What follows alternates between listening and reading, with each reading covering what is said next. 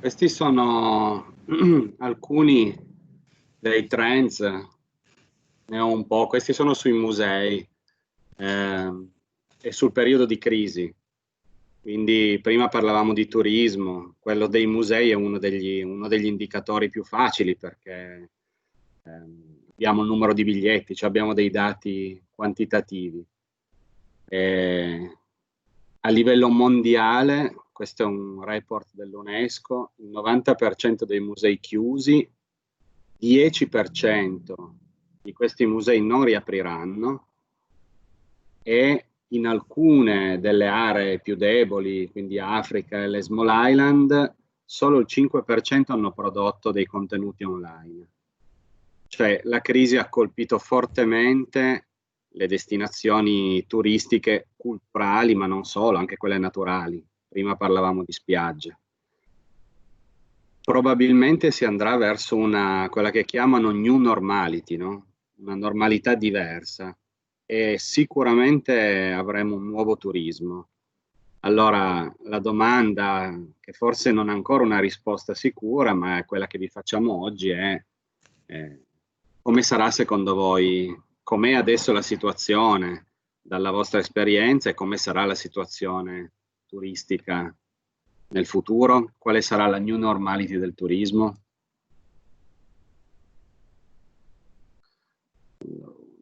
Tolgo la cosa, eccoci. E quindi Tomaso Comazzi, darei la parola a te, così ti presenti, ci racconti le tue esperienze e poi al di là della risposta alla domanda, insomma, qualche tua impressione. Bene, buongiorno a tutti, sono Tomaso Comazzi di NESCTouR. If you allow me, I would like to keep my presentation in English as I have the slides, which are in English. It's gonna be easier for me and not to translate everything. I prepared some slides and I see, Marco, you were starting by some trends. So maybe also I can share which are also a few trends already from the World Tourism Organization of the United Nations.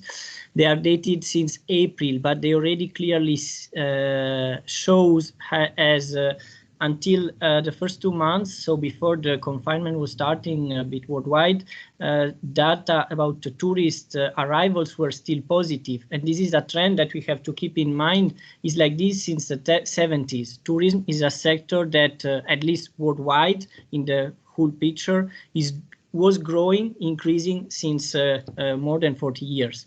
And now for the first time, we see that in the period from January and April, there is a strong decrease compared to the previous year.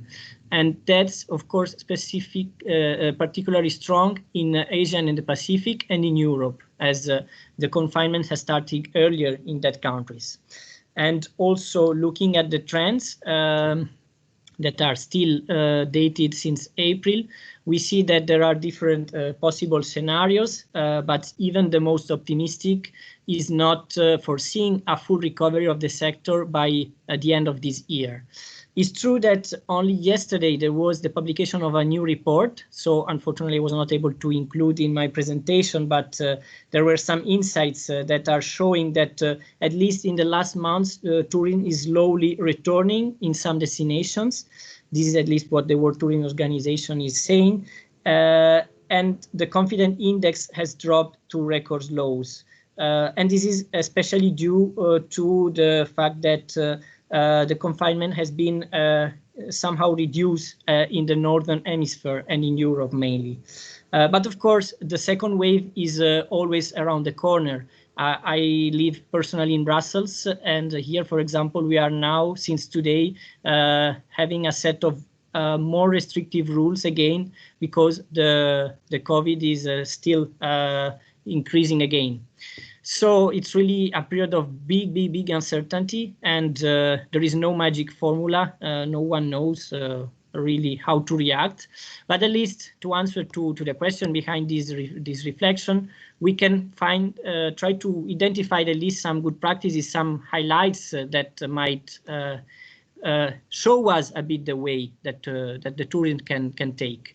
So looking at what is the answer, for example, from the tourism sector, we have I was sharing with you already what the UNWTO is doing. They also establish a set of protocols in order to ensure that the tourist sector is respecting some rules in order to decrease the risk of spreading the pandemic. And also they are recommending some rules, some policies to be taken to the governments.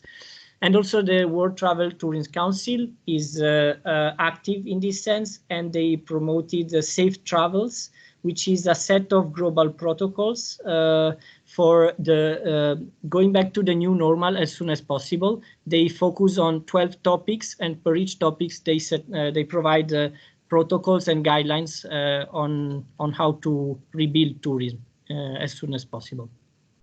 Then I work for NESCTouR, which is a European organization, so having more European perspective. Also, the European institutions are working in the support of the tourism sector. And let's say that tourism is the third economy of the European Union, but is only now in this very big time of crisis that we see for the first time really the European Commission being concerned about this sector. And there is a communication already which has been released last May, exactly tackling the recovery of the tourism and transport sector. And lately, there is now a European recovery plan for tourism that has been developed by the European Commission with some budget available to support the sector.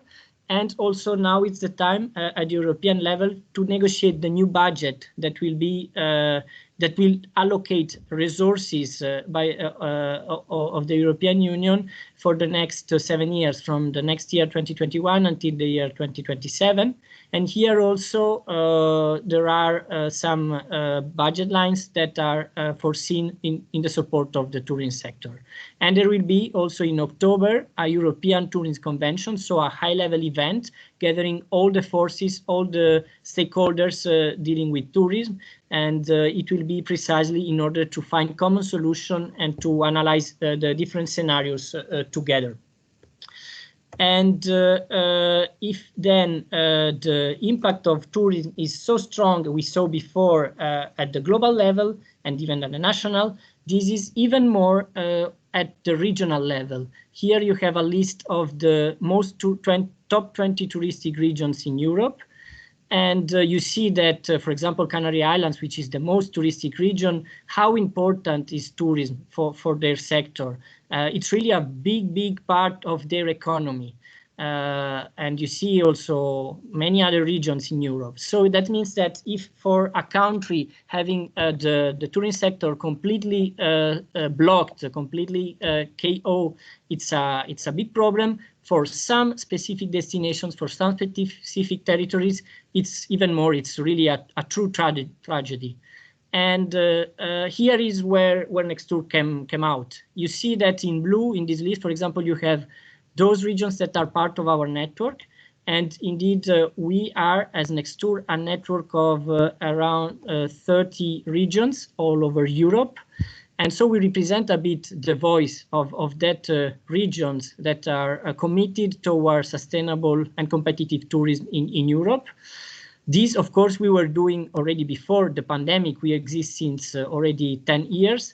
But of course, now our role is assuming even more preliminary importance, because all our members, and not only all the European territories that are suffering because of COVID, of course, sees in us a reference on a possible way to rebuild a bit the sector together. And this is why we adopted a work program in order to face together with our members regions the COVID pandemic. And this recovery plan, it's focused on interregional cooperation in partnership with the industry, fostering the NESCTouR sustainability values, which were already at the core of our business. And we are glad to see that the European Commission is taking this core, which is the 5S of the sustainable tourism of tomorrow, which is the 5 top priorities for us that we identified, and we call the 5S because all of them start by an S, is smart destinations, social-cultural balance, skills, safety, and statistics, and translate these priorities in the new European recovery plan for the tourism sector. And this for us is of course a great acknowledgement. It means that our voice is heard more than ever, but it's also a great stimulus because it means that we need to enhance even more our cooperation among us to find common solution to this crisis. And we identify as 2 transversal elements in order to answer together to this big crisis, 2 elements, which is facing the climate change, so rebuild the sector on new bases, which are bases focused even more on sustainable tourism, and accelerating digitalization, so that we can secure and drive even more the safety and resilience of the sector. In this regard, we developed in our webpage a repository where we are gathering a series of best practices, initiatives, measures that our members are developing. So you can also go by yourself and you will find a picture of, at the moment, more than 19 regional examples. And for each one, we provide the same scheme in order to show up what are the measures that our members are deploying, but especially to benchmark, to allow benchmarking, so that also other destination managers can find inspiration, can develop their also own measures in order to answer to the crisis. And by this exercise, of course, we were able to extract already some trends, some ideas, some insights. For example, in the immediate follow of the emergency, when in Europe we have been more or less all of us confined, we saw that these, and you see in the slide, these are the main answer. Sorry, I lost. Can you still see the slides? No more. We are seeing your desktop now. I think there is an interference. Well, let's see if we can. I will go on meanwhile. I hope you can still follow even without any image, but let's say that, yeah, the main measures were, of course, mainly economic measures, where fiscal reliefs, economic support to the sector that was suffering, overcoming liquidity, protection of workers, technical assistance, and so on. Now we are entering in a new phase, and of course, it's the phase of thinking in the long term. So it's true, we are still in a full in the core of the emergency, but also it's time to start thinking on the next, how to rebuild and to rebuild on new basis the tourism of tomorrow. And at this regard, we identified, our regions identified, and we summarized a series of ingredients, let's say, that in the end might show which is the recipe to the future development of our sector. And Tomaso, we are seeing your slides now. Excellent. So you can probably see that one of the most common answers that our regions are developing is giving priority to domestic markets. Marco was saying already on his introduction that it's true that we are traveling really less and less in these times. So we are mainly staying in our neighborhood, in our region. And of course, the European regions are trying to follow this trend and to offer the best and the most safe offer to their customers that at the moment are mainly the residents. As an example here, we can talk, for example, about the EU Flanders application by Flanders region here in Belgium, which is a mobile application for tourism operators and visitors, for both of them, and is enabling them to have carefree holidays in Flanders. The application is giving an overview of all the tourist attractions that are available and the services in the neighborhood around each potential visitor. And so the tourists are finding this application the information that is needed to enjoy their holidays with peace of mind, meaning that the application gives also answer to questions, gives advice on which are the measures to ensure safety, and also if there is a busy spot, alternatives where to go and that are less crowded at the moment. And for the entrepreneurs on tourism is also a good way to have direct access to data that shows what is the tourist, what are the tourists doing, which is the offer, and the most crowded places, so to avoid to have too many crowded places. But there are many other examples, of course. This is just one suggestion. Another ingredient that our regions are identified is liquidity, meaning direct aids to equip regions in preparing resumption of activities, maintenance costs, reimbursement to event organizers, guarantee funds, and so on.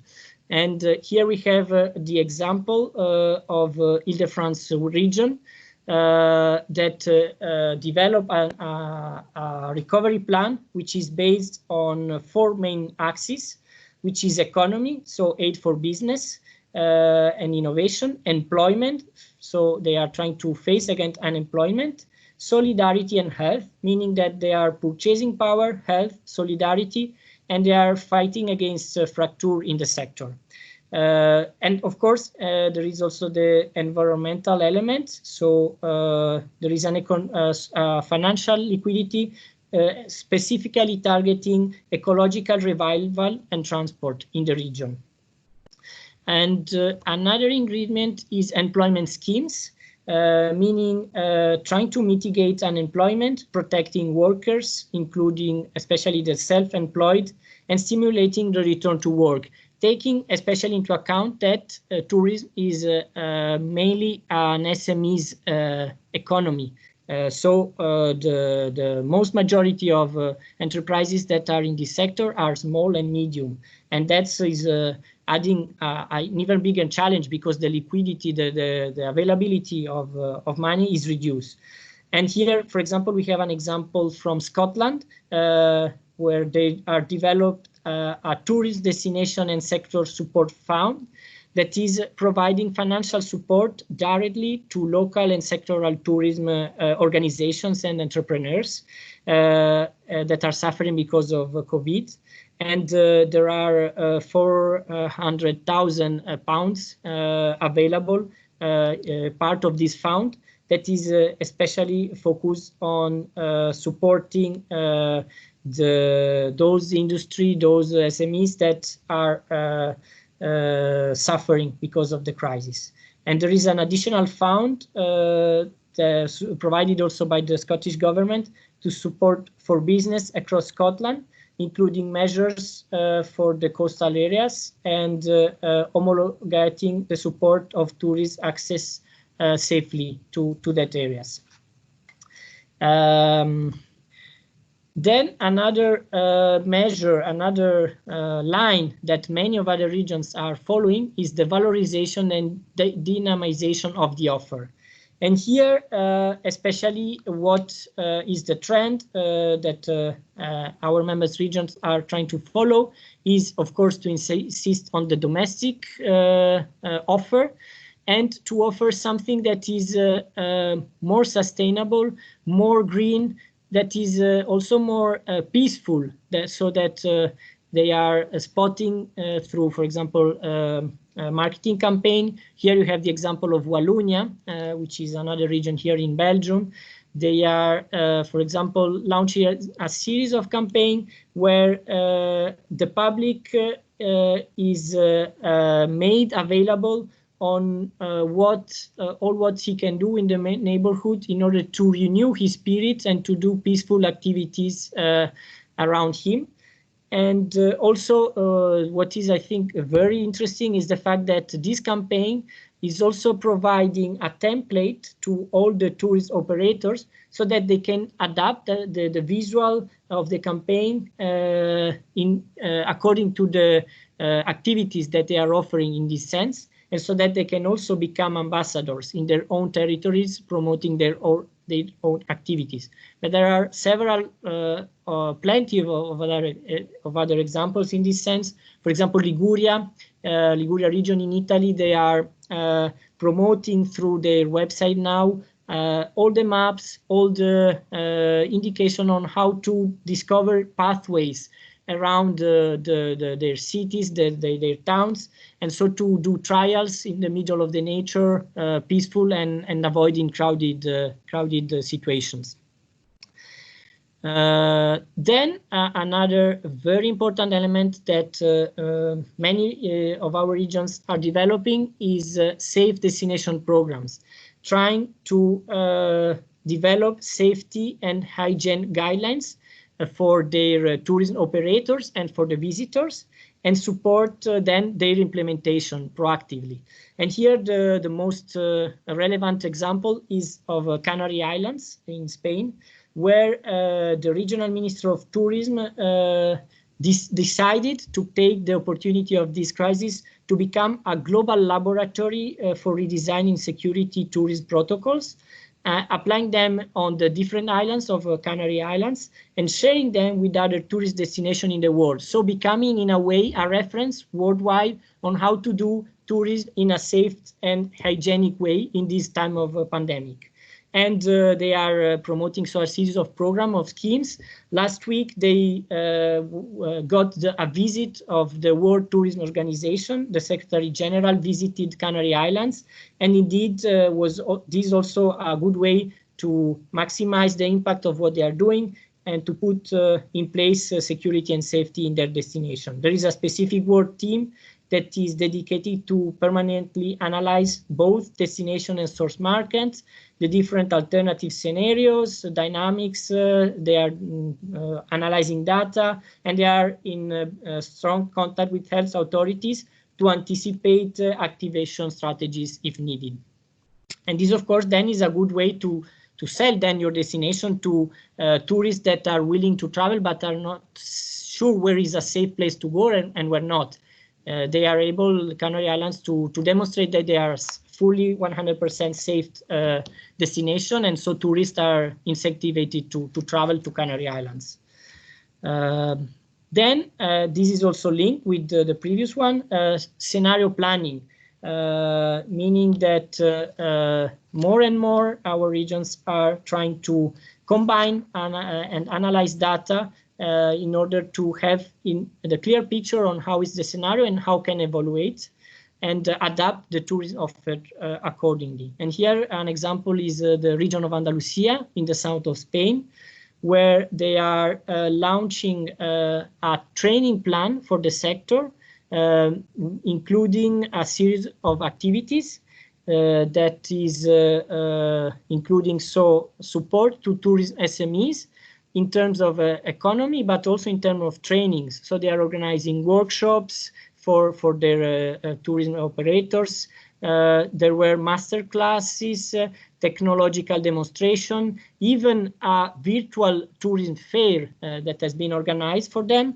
And all of this is so to train the sector, to develop digitalization, to have more and more digital offer, but also to have then develop together with all the tourism stakeholders studies and reports that are then made available to the tourism industry through a set of tools and digital services that are aimed to identify the situation, target opportunities, markets, and the best moment to reactivate the promotion and boost the tourism activation itself.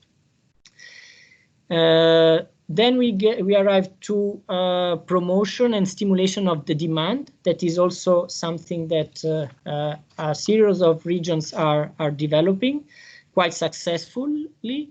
And here an example is the one of Tuscany in Italy, where they are, for example, in particularly targeting the millennials and the Generation Z, so the youngest, because they identify them as a crucial part of the demand, one of the most suffering of the situation because the means to travel are reduced. So they are developing, especially through marketing campaigns in social media, a new way of promoting the Tuscany and attract tourism, in particular from that set of age. And they are not the only one. It's interesting to see that youngsters, the most young travelers, is a key priority for a lot of our regions, and is more and more the most successful activities, services that is offered to them. And finally, the last ingredient is communication platforms.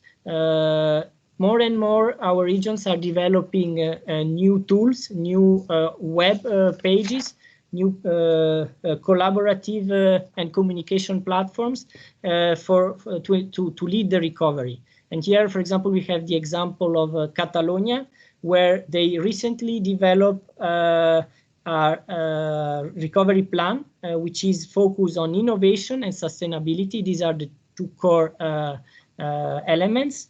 And in order to achieve this, they are particularly insisting on a new platform that has been created for the Catalan tourist industry, aiming exactly at fostering alliances between all the part of the sector and among even other sectors in view of finding joint solution to recover from the COVID-19 crisis and to reorient their business model to become more innovative, resilient and sustainable in the end. And they are also organizing through this platform thematic webinars dedicated to tourism SMEs and professionals on innovation, sustainability, digital transformation and digital marketing. So this is a bit the different ingredients, the different measures that are foreseen. But as I was saying then, I was providing you only a few suggestions, a few examples. And what is interesting to see is that then almost all the recovery plans that our regions are developing are a mix of all these ingredients. A good example is Balearic Islands, where, for example, the new recovery plan for the long-term rebuilding of the sector is based on 5 pillars that you see in these slides, and you see it's 5 of the ingredients that we saw. And even more interesting, they are insisting also on social tourism. So also trying to develop on new basis their tourism so that is more green and more fair, that everybody is also involved and allowed it to take advantage of the tourist activities in their territory. For more information, you can check the website where you have all the good practices, or if you want, I can go more into depth to one particular case. But what I think it's good to end up with my presentation is the fact that then it came our work as NESCTouR regions, as a NESCTouR network. We gather all these measures, all these good practices, and we try to upscale these at the EU level, trying to inspire and to promote what is our priorities at the European level. And here, especially what we are trying to do is to claim for a coordinated effort that all the existing programs are taken into account in order to guarantee that the tourism facilities meet hygiene and safety standards, and to accredit that Europe is safe. Because more than a specific label, what is needed is a perception that Europe is a safe place to be. And this also what we are proposing in order to support this is that we want a more Europe campaign.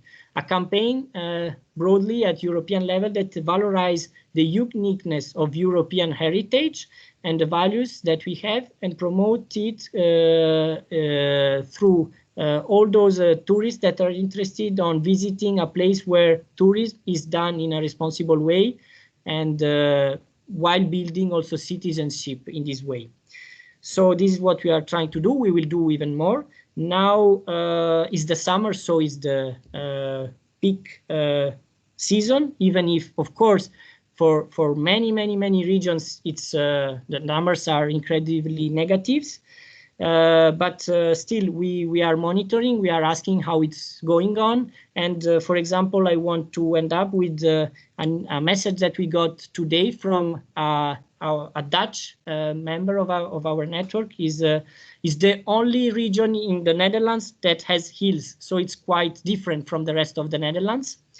And the tourist director there was telling me today that for the moment, due to the fact that many Dutch residents stay at home in the Netherlands, so they don't leave the country, and due, of course, to the marketing campaign that they launched, the first numbers in July indicated that it might be the best summer months in history for them. Why? Because, of course, normally Dutch people is traveling, is going abroad. Now they are staying and they want to go in a different place, and they go where they have hills.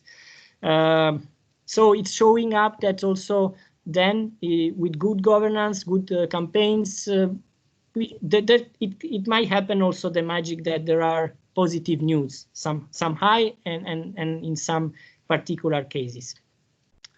So that's, I think, can be an overview. Thank you very much. Really, really interesting. And if someone has a question, because Tomaso will leave us in a quarter of hour. I would like to not make a question, but a comment that might become a question. Thank you, Tomaso, for your presentation. It's really interesting to see that maybe here in Brazil, I believe Secretary Leonidas Oliverira is paying attention on your experiences. And I would like to, well, for the first thing, I would like to listen a little bit more about resilient tourism. Not only because this is a new concept also for preserving cultural heritage and cultural landscapes. And that's a point that interests me a lot. But because I believe it's a kind of opportunity for internal tourism. Here in Brazil, we have very different conditions when we speak about internal tourism because we are a continental country. So for us, for example, that are in the south center of the country, to visit Northeast, we have to pick up a plan, and it's about 2 hours, 2 hours and a half flight.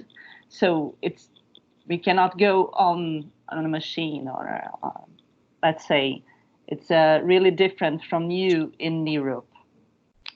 But it is a kind of opportunity for self-knowing, as I believe. And this brings me to the question exactly. How do you intend to balance safety and stimulating visits in these all these places that you have assumed that there are negative proportions in visiting comparison to the past? How would you stimulate this balance? Because safety for me, it's a point to be considered when you have to take a plan, for example, on traveling 3 hours to go to the Northeast or whatever. How do you intend to do that? And which are the guidelines for those places that need to be re-stimulated or stimulated at the first time? Thank you. Yeah, well, I think the key word you said is balancing, and you need to find really have a clear picture and find how to balance all the elements.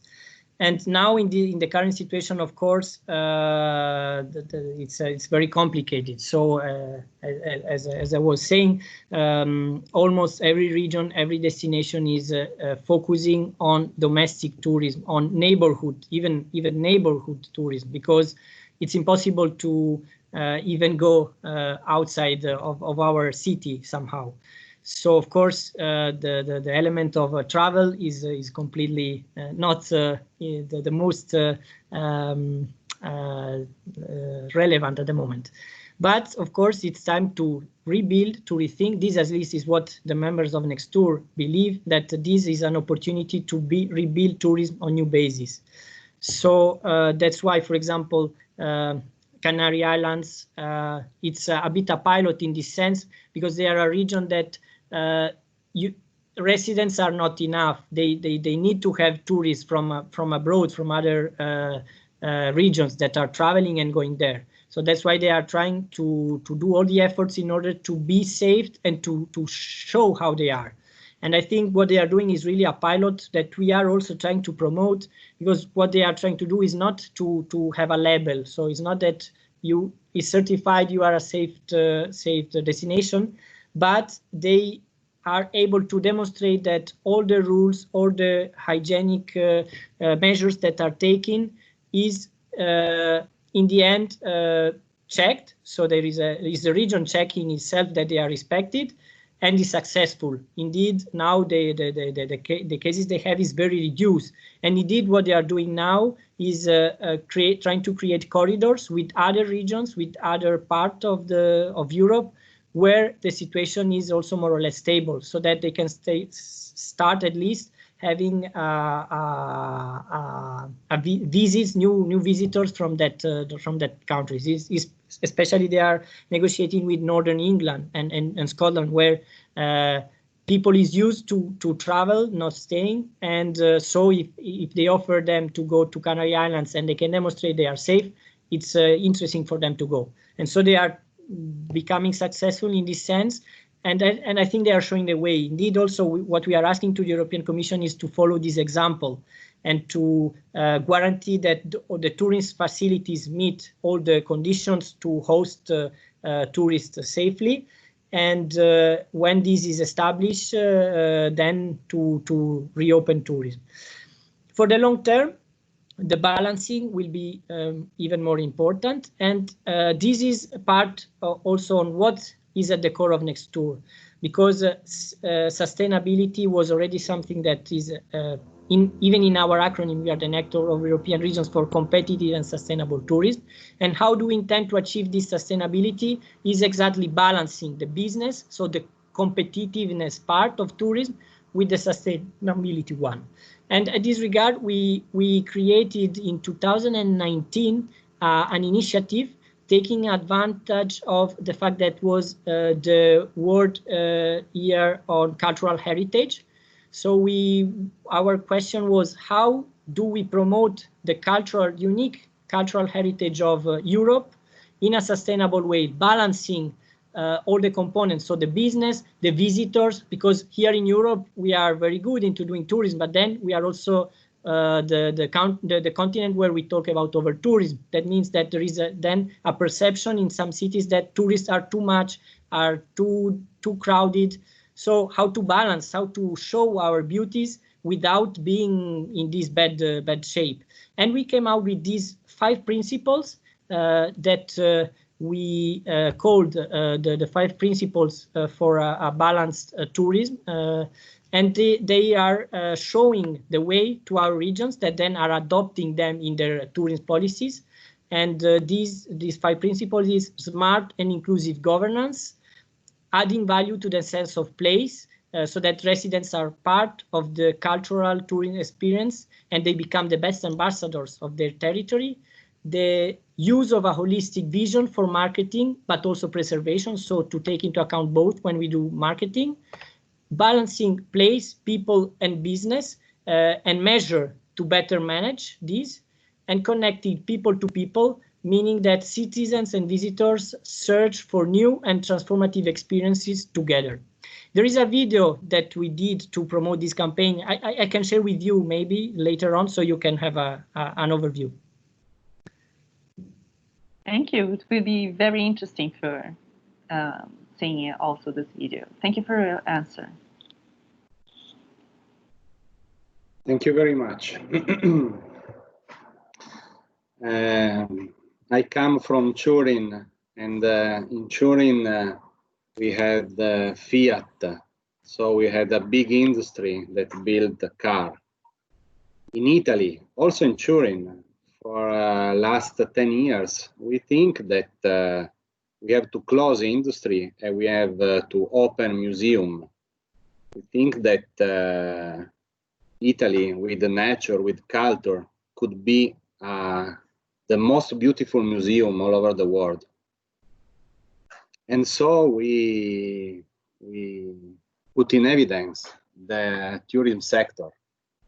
As Tomaso see, in many regions, 60% is tourism. So it's very, very important. But with this crisis, we understand that is a sector not so resilient. So this is really the keywords, because the museum closed while the industry are still open and continue to produce. So also from we have to change mind, we have to change idea, and I think that it's not possible to work about tourism in the same way. Tomaso gave many ideas, many big brainstorming, no? So many. I want to give another word that is tourism for families. So we are looking in Piedmont, in Italy, for rich people who give money, cultural tourism. Maybe we have to work more for families. If you go on the TripAdvisor and so on, and you find a hotel, I have 5 sons. No? It's not possible to have 5 sons, only 3. But it's interesting because this means that the tourism is not for families, is for a couple. This is the target. Maybe we need to change this target. So sustainability, local tourism, tourism for families. I think that this could be the new way in Europe, but maybe in Brazil the situation is different or similar. And I give the floor to Leonidas and Oliverira to solve this problem. Not different. I don't have 5 children, only 2, and it's difficult as well.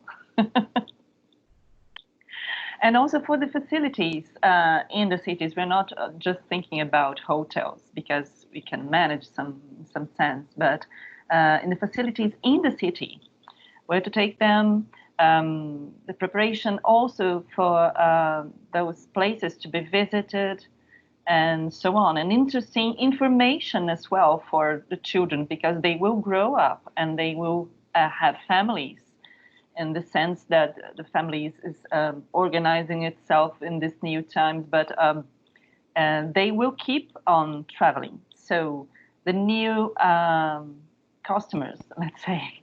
Yeah. Yeah. Yeah. Yeah. So I'm very sorry that, as I said before, I have to leave.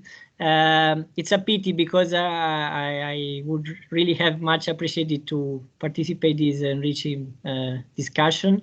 As I said, I can share the slides, I can share this video, and really I hope it will be possible again, and even more with more time to stay with you. But thank you for the opportunity.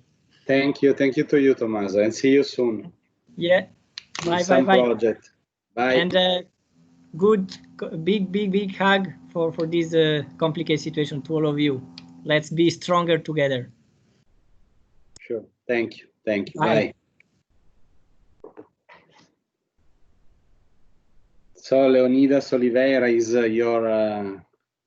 You have to solve all the problem about tourism. Leonidas, você nos ouve? Ah, sim. Leonidas has asked to present in Spanish. Passiamo allo spagnolo. Leonidas, the microphone. Your phone is off. We can't hear you. Yes, okay. Okay. Gracias. La presentación lo voy a poner. Leônidas, eu vou fechar meu microfone e câmera. Se precisar de alguma coisa, eu ajudo aqui na tradução, ok? Só estou querendo Gli compartilhar. altri, se ci sarà bisogno, io faccio la traduzione. Leonidas mi chiederà, oppure qualcuno di voi. Io chiedo il microfono e la camera.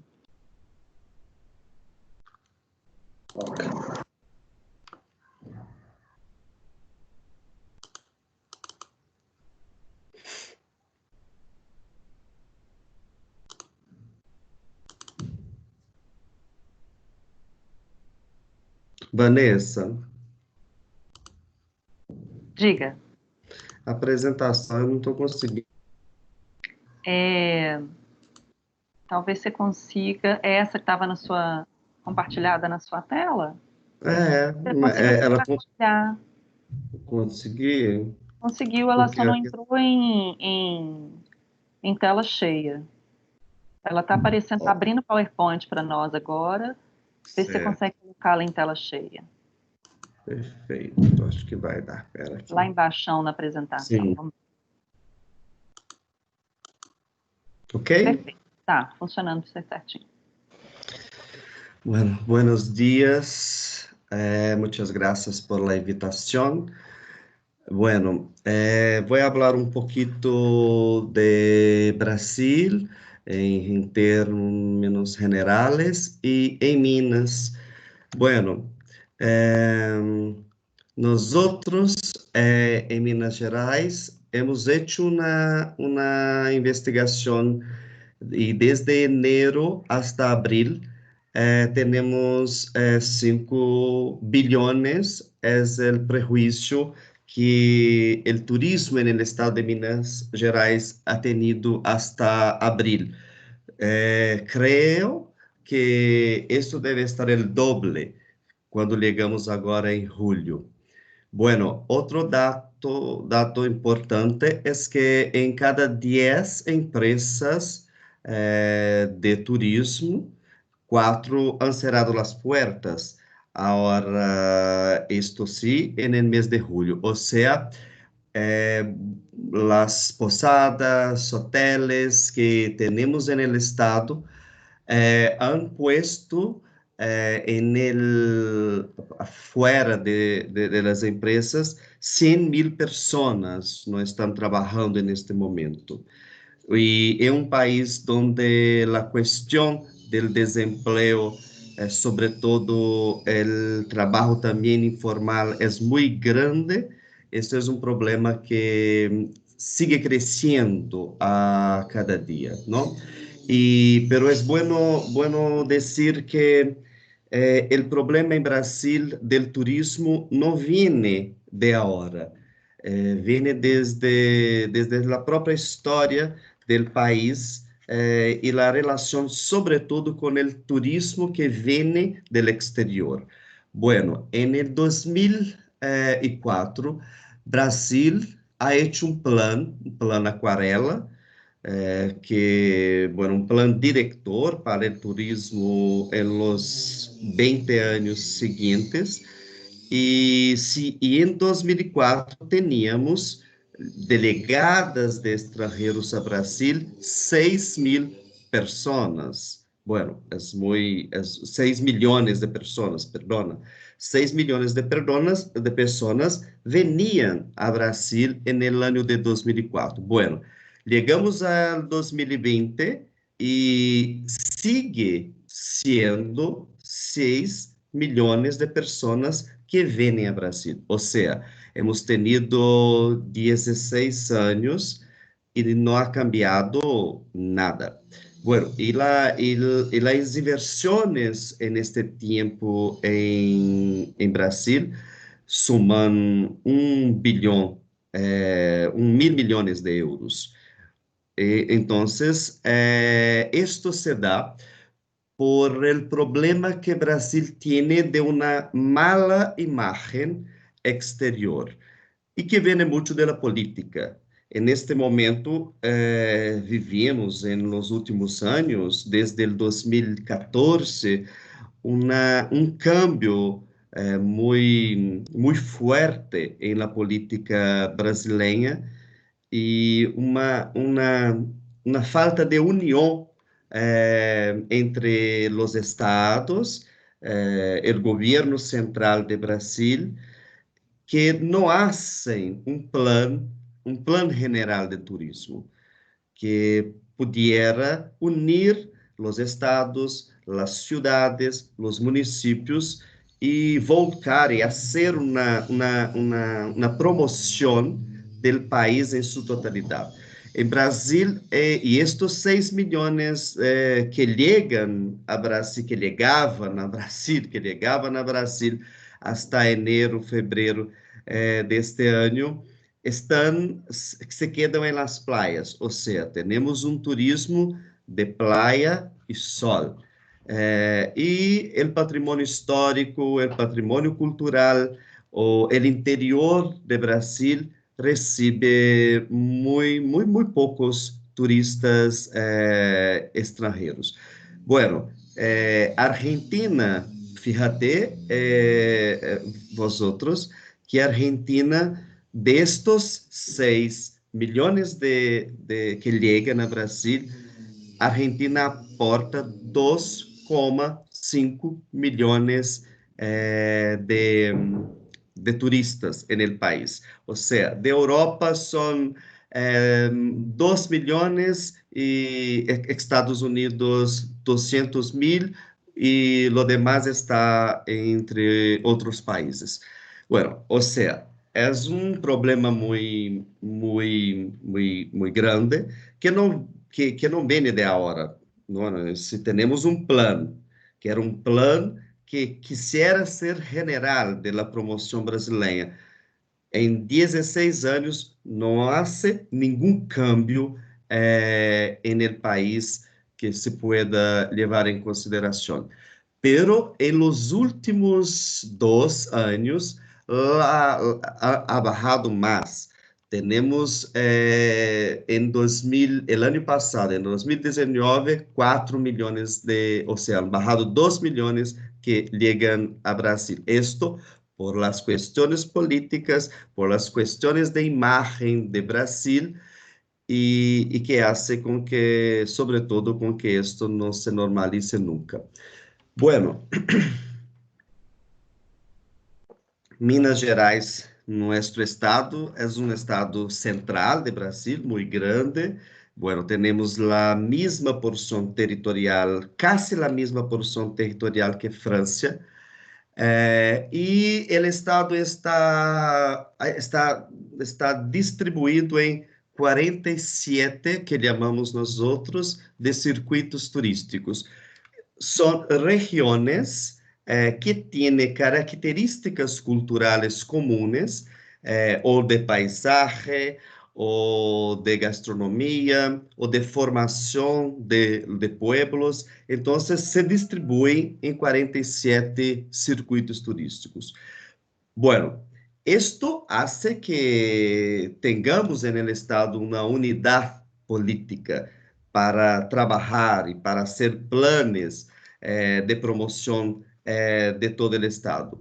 Pero tenemos una concentración de la oferta turística mucho en la zona central del Estado, que está el Barroco, y tenemos también aguas en el sur del Estado, pero la Estrada Real, que nosotros llamamos, que es un camino, el camino real, mejor dicho, que viene desde Río para ti, que es el camino de la colonización de Brasil y que ha hecho un periodo colonial que tiene Ouro Preto, Mariana, o sea, é importante pensar que el 62% del patrimonio histórico de Brasil está aqui em Minas Gerais. Somos 4 patrimônios de la humanidad: Pampulha, com a modernidade, Ouro Preto, Diamantina e Congonhas do Campo. Entonces, si los circuitos permiten que se haga um planeamento do território, não é todo o território que tem uma vocação turística clara. Ou seja, a questão nacional de la fragmentação política, de la fragmentação, de la própria compreensão do potencial turístico se repite no caso nosso em Minas Gerais. O governo hizo um plano de COVID, de la pandemia, um plano que corre todos estes circuitos, ou estes territórios, e los ponem em quatro distinções ou alertas, que se pode abrir, que não se pode abrir, que se pode abrir a metade ou que não se pode abrir nada. E este plano, quando ponemos os territórios turísticos com o plano de Minas Consciente, que não é um plano que está distribuído em nos 47 circuitos. Ou seja, o plano do governo de controle da pandemia se divide em regiões do estado. E nós outros, o que hemos hecho é poner os circuitos e como uma boda, um casamento com o plano do estado. Bueno, há regiões que têm 5, 6 circuitos, outros 10, pero sí mantém também uma coesão importante. Isto organiza o território para que a apertura pueda estar muito próxima da questão da saúde e também da movimentação de pessoas.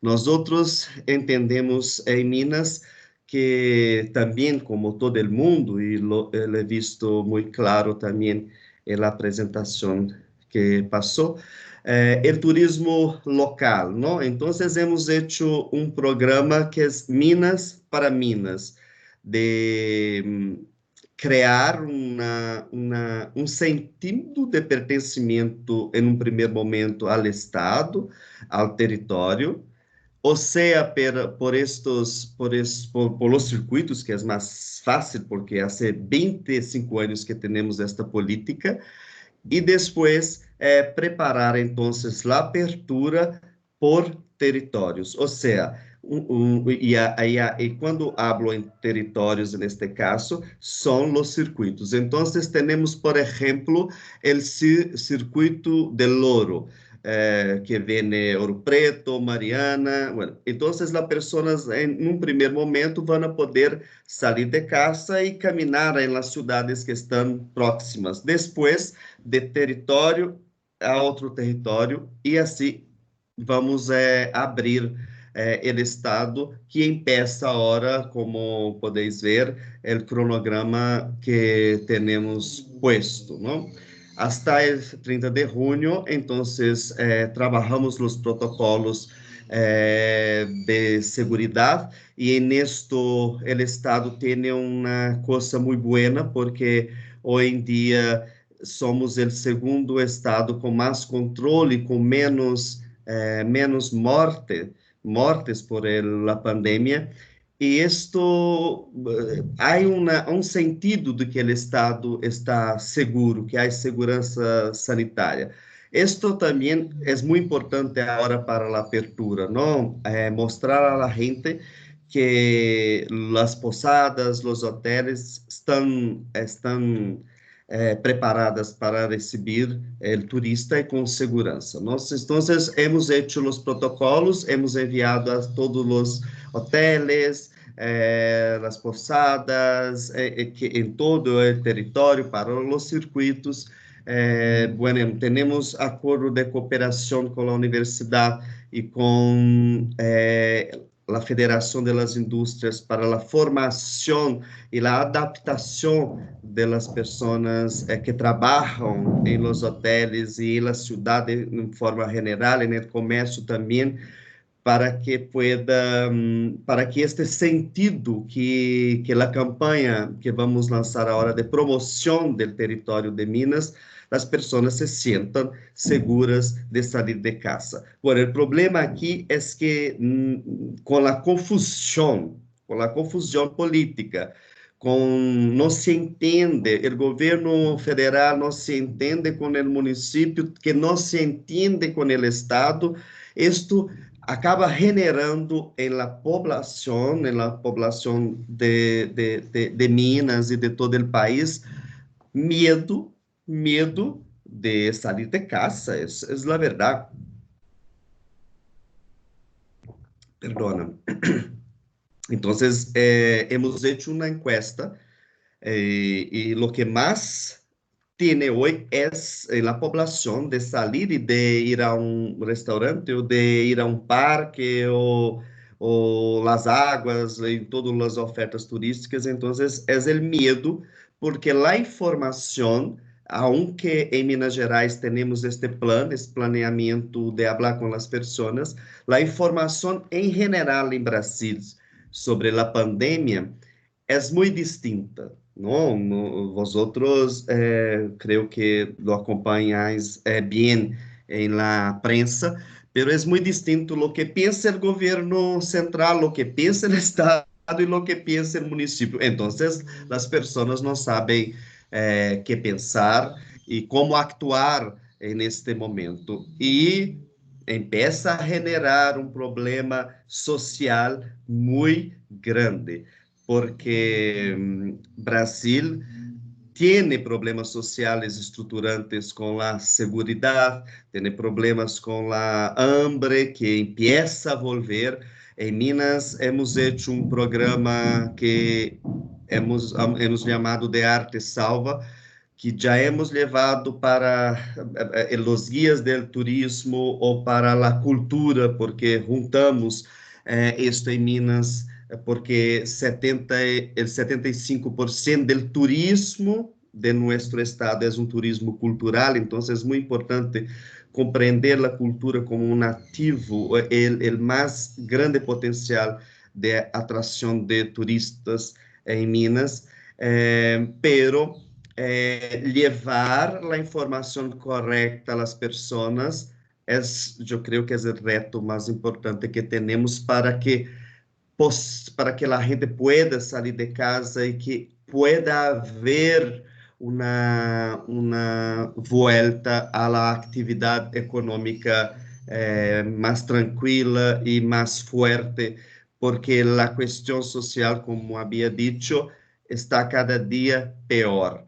O projeto que temos de Arte Salva, hemos levado já 100 toneladas de alimentos para as pessoas, sobretudo as comunidades tradicionais. Chamamos de comunidades tradicionais, por exemplo, em nosso estado, os indígenas, o artesanato, o circo, os gitanos, que Minas tem hoje 47 campamentos de gitanos, e os quilombos, ou seja, os que vêm de um pequeno território que vem da época colonial da esclavitud, e as pessoas vivem nessas comunidades, as indígenas, os quilombolas, as comunidades tradicionais, em muitos casos alejadas da sociedade, não vivem em comunidades encerradas em si mesmo. Então, e vivem da artesania, que é um produto importante para o Estado, sobretudo quando o turismo está funcionando. Então, as pessoas estão sem trabalhar, o governo central ha hecho programas de recursos para estas pessoas, para todas as pessoas em geral no momento, pero muito de las comunidades tradicionais, e estou falando de 30.000 famílias, 30.000 famílias, ou seja, são quase 200.000 pessoas, não? Se analisamos aí com os filhos e todo, e vivem quase que exclusivamente da venda de artesania e neste momento não ha caído 90%.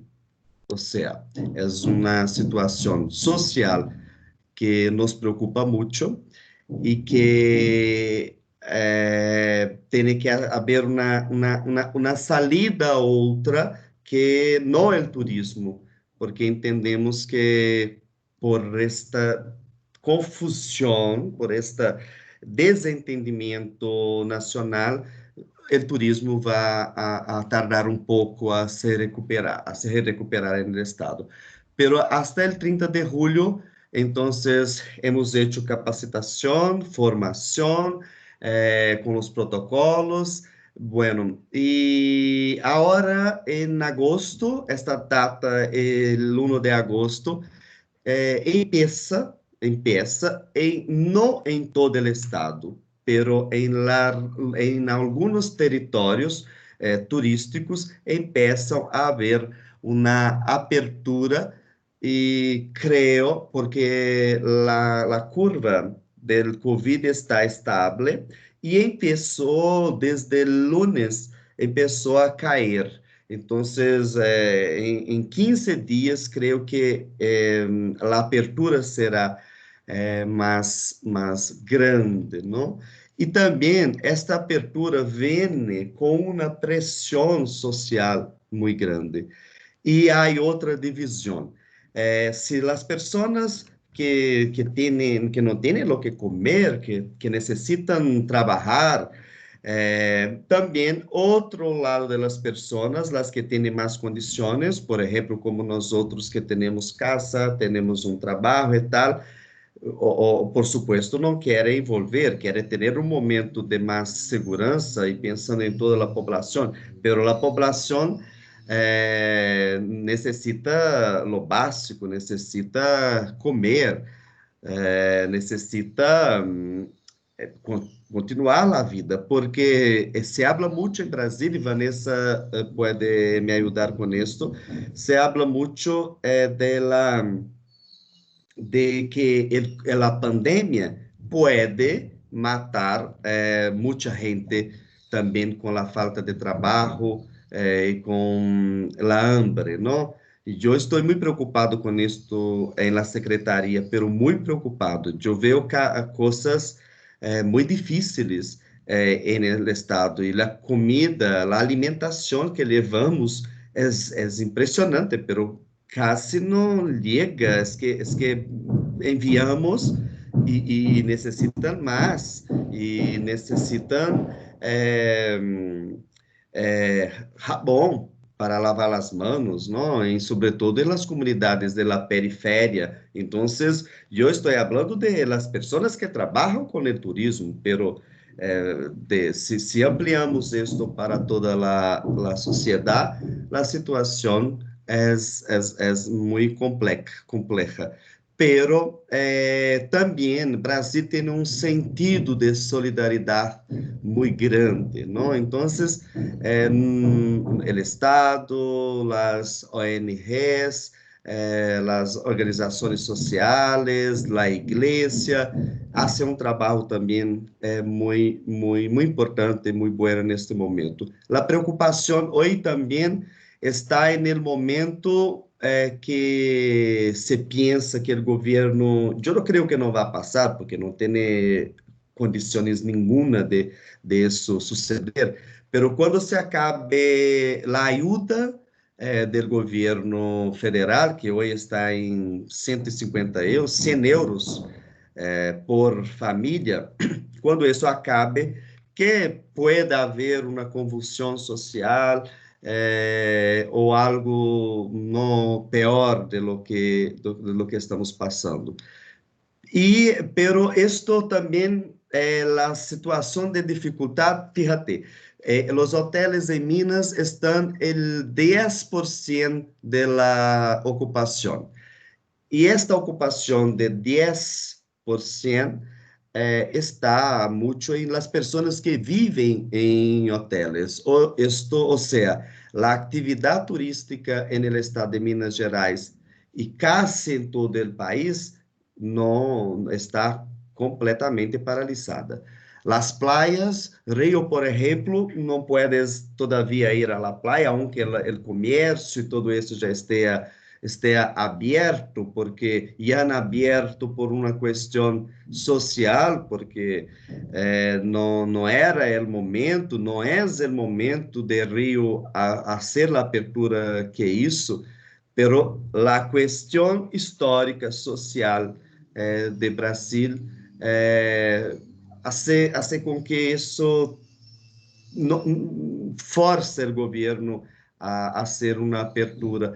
E a falta de unidade no país também unos han abierto em momentos de pico, ou seja, de momentos em que a curva empezava a subir, alguns estados han abierto. Outros han abierto já la bajada, pero outros han abierto en la cima, ¿no? de la curva.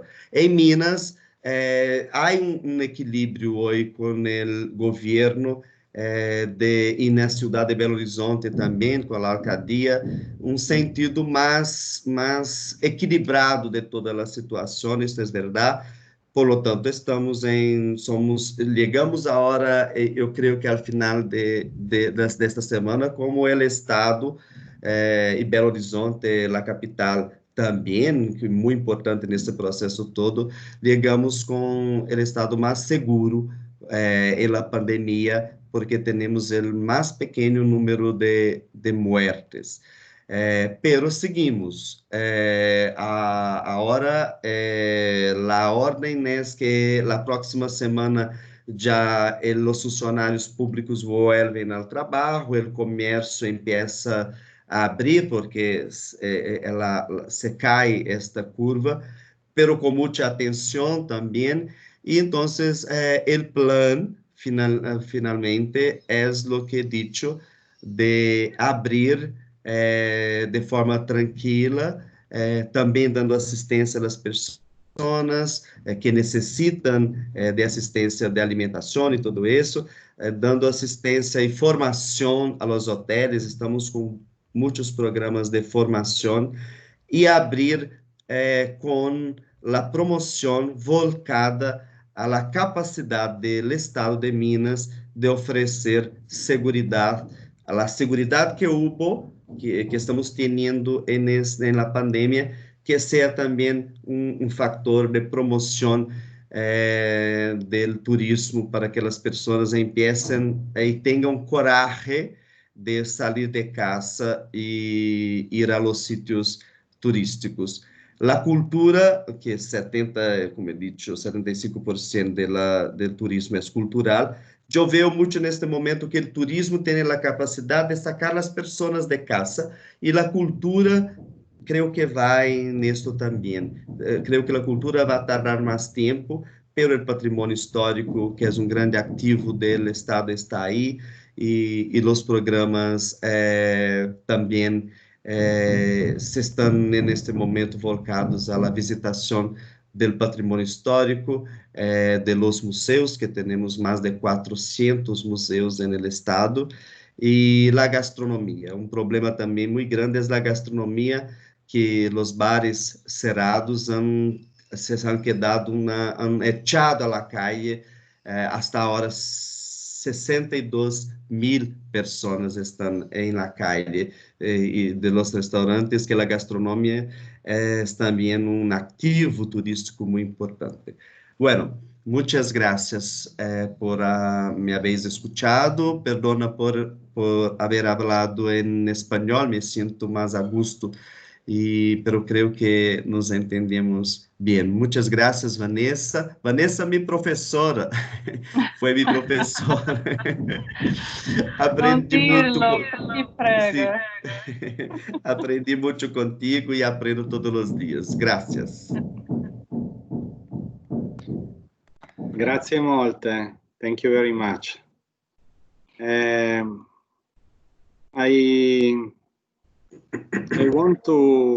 have a question about comunidad. We see that this crisis put in evidence that where there is a community, a strong community, something better is happening. Yeah. So the society react with resilience, in a resilience way, when there is a community, a strong community. So some part of Piedmont, not the city, but some villages are able to react well. We have gastronomy, kilometro zero, let me say. So it's easier. They can do project in a faster way, because also in Italy we have some similar problem at a different scale. At the national level, the ministry, the president gives some very general guidelines, not clear, Yeah. close, not close, but very, very general. Every region do something different. So Piedmont different from Lombardy, different from where Veneto, where Venice is. Some region better, some not. And every singular association, every museum do something different.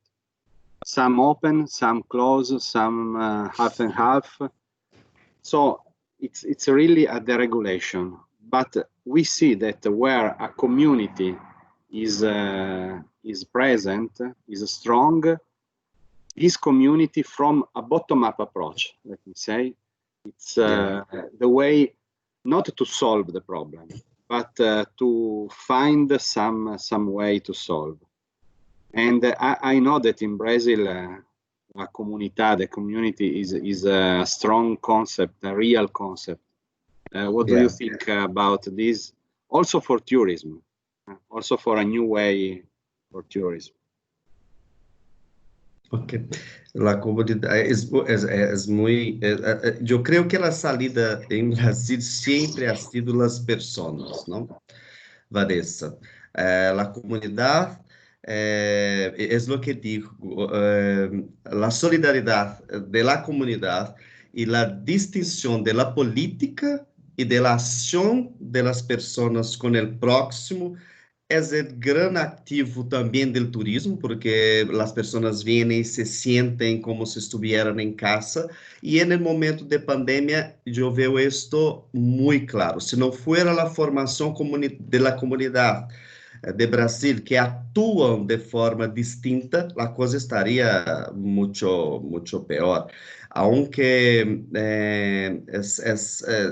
yo también he visto esto en Italia, con las divisiones, pero en Brasil es muy gritante, ¿no? Es muy fuerte esta división, porque el pensamiento de político, de extremos que estamos viviendo en este momento, unos no crean que hay políticos que no creen que hay una pandemia.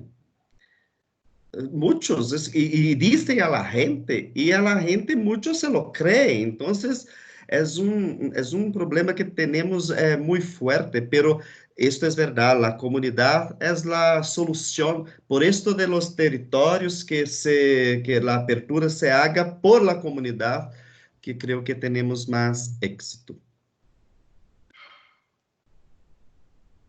Io vorrei aggiungere qualcosa, perché in questo senso della comunità, secondo me sono, anche se sono quelli più forti, sono anche quelli più fragili dal punto di vista economico e dal punto di vista del contagio della pandemia.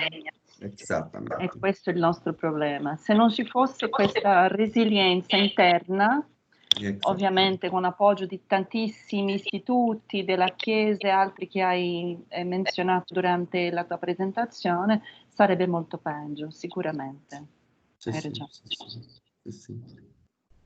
Y es la solución, la comunidad es la solución para todo, y sobre todo para salir de eso. Pero me preocupa, por esto ahora, en los primeros meses, Vanessa, sabe, estuvimos cuidando de llevar alimento a las personas para ver, y jabón, Pero creo que vamos salir bien. Yo creo que Brasil, Minas sale más fuerte, las comunidades salen más fuertes, los indígenas.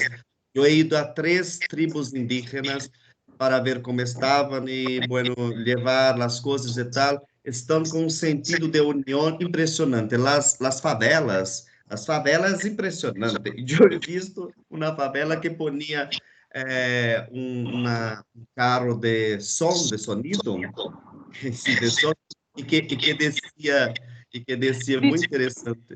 Descia assim, Próxima vuelva casa a minha, casa sempre vou aqui, ó. e ama el próximo. Se não, vai haver confusão.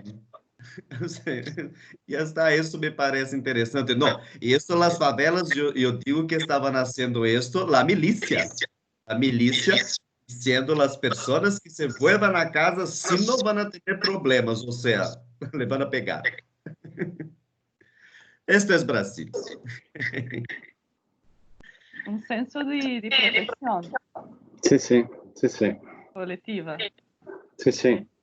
Anche da noi alcune destinazioni turistiche, le Langhe, tu le conosci perché sei venuta, piccoli villaggi con un'economia comune stanno comunque reagendo meglio, sono più pronti, sono più veloci, diventano un luogo dove noi della città andiamo, reagiscono meglio, cioè, quindi tutto sommato quella è una comunità per noi e sta trovando delle soluzioni. La città è ferma. No? Esattamente. La comunità invece in qualche modo c'è una comunità reale che voi sperimentate e c'è una comunità anche virtuale, lasciatemi dire. Quindi trovare network, un po' anche quello che stiamo facendo noi in qualche modo. Comunque sempre la relazione in qualche modo è quella che riesce forse a trovare una strada nuova, no? A reagire prima. Ecco. Exactamente. Has dicho muy bien, Marco. Me parece muy, muy bonito lo que has dicho. La comunidad, la cohesión social, ¿no? La cohesión social es el reto más importante que Brasil tiene. Y yo creo que se ha quedado muy claro esto en el Brasil, ¿sabe? De la organización de la comunidad, de la solidaridad de la comunidad, aunque el gobierno o la sociedad real de todos nosotros, una diferencias muy gritantes, pero las comunidades lo han pasado mejor que nosotros, y lo están pasando. Bene. Are there any more questions? We talk in some languages, so I hope that you can understand. I confuse Portuguese, Spanish, English, Italian, we mix all together, but if there are no questions, we are ready for the next meeting. What do you think, Vanessa? Maybe in September. I believe it will be nice having longer time to promote this new webinar. Maybe about education. What do you think? Wow. Okay. We are going to open the school in September with the new rules, with the lesson, virtual lesson, with many ideas. Fantastic. From university to elementary. So elementary school. That would be nice. Maybe it could be interesting to understand how it's possible to create culture with kids in a new way. In a new way, yeah, of course, yeah. And in